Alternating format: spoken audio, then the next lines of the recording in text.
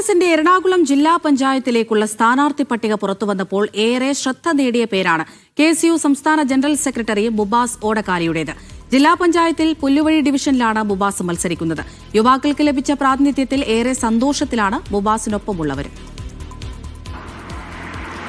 ജില്ലാ പഞ്ചായത്തിലേക്കുള്ള കോൺഗ്രസിന്റെ ആദ്യഘട്ട സ്ഥാനാർത്ഥി പട്ടിക ഇന്നലെ പ്രഖ്യാപിച്ചു. പുല്ലുവഴി ഡിവിഷനിൽ KSU സംസ്ഥാന ജനറൽ സെക്രട്ടറി മുബാസ് ഓടക്കാലിയാണ് മത്സരിക്കുന്നത്. മുബാസ് നമ്മോടൊപ്പം ഉണ്ട്. യുവത്വത്തിന് കിട്ടിയ ഒരു സീറ്റാണ്, എങ്ങനെയാണ് അതിനെ കാണുന്നത്? തീർച്ചയായിട്ടും കോൺഗ്രസിന് ഉറപ്പായിട്ടുള്ള ഒരു ഡിവിഷനാണ് പുല്ലുവഴി ഡിവിഷൻ. അവിടെ നല്ല വിജയപ്രതീക്ഷ തന്നെയാണുള്ളത്. ജില്ലാ പഞ്ചായത്തിൽ സ്വാഭാവികമായിട്ടും രാഷ്ട്രീയം ചർച്ച ചെയ്യപ്പെടുന്ന ഒരു ഇലക്ഷനാണ്.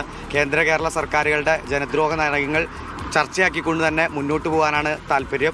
എറണാകുളത്ത് ഇപ്രാവശ്യം സ്ഥാനാർത്ഥി പട്ടിക പരിശോധിച്ച യുവത്വത്തിന് കൂടുതൽ പ്രാതിനിധ്യം നൽകിയിട്ടുണ്ട്. പൊളിറ്റിക്സിൽ കേരളത്തിലുടനീളം UDF ഒരുപാട് യുവാക്കളെ പരിഗണിച്ചിട്ടുണ്ട്. അത് ഒരു വലിയ തരത്തിൽ കോൺഗ്രസിന് സ്ഥാനാർത്ഥി പട്ടികയിൽ വളരെ ഗുണം ചെയ്യും. അതൊരു പോസിറ്റീവായ ഒരു ഇലക്ഷനായിട്ടാണ് UDF ഇതിനെ കാണുന്നത്. ഏത് രീതിയിലായിരിക്കും, എന്തിലൂന്നിയിട്ടായിരിക്കും പ്രചാരണങ്ങളും കാര്യങ്ങളും ഒക്കെ മുന്നോട്ട് കൊണ്ടുപോകുക?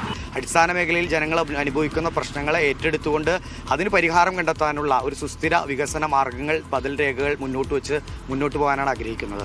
ആദ്യഘട്ട പ്രചാരണവും കാര്യങ്ങളൊക്കെ ആരംഭിച്ചു കഴിഞ്ഞു. പ്രധാനപ്പെട്ട നേതാക്കന്മാരെ എല്ലാം കണ്ടു. ഇത് പുല്ലുവഴി എന്ന് പറയുന്നത് കോൺഗ്രസിൻ്റെ ഉരുക്കുകോട്ടയാണ്. കൃത്യമായി സംഘടനാ സംവിധാനങ്ങളുള്ള ഒരു മേഖലയാണ്. നൂതനമായ തെരഞ്ഞെടുപ്പ് പ്രചരണ മാർഗങ്ങൾ കൂടി അവലംബിച്ചുകൊണ്ട് കൃത്യമായ പ്രചരണങ്ങളുമായി ഓരോ വോട്ടർമാരെയും നേരിട്ട് കണ്ട് വോട്ട് അഭ്യർത്ഥിക്കണമെന്നാണ് വിചാരിക്കുന്നത്.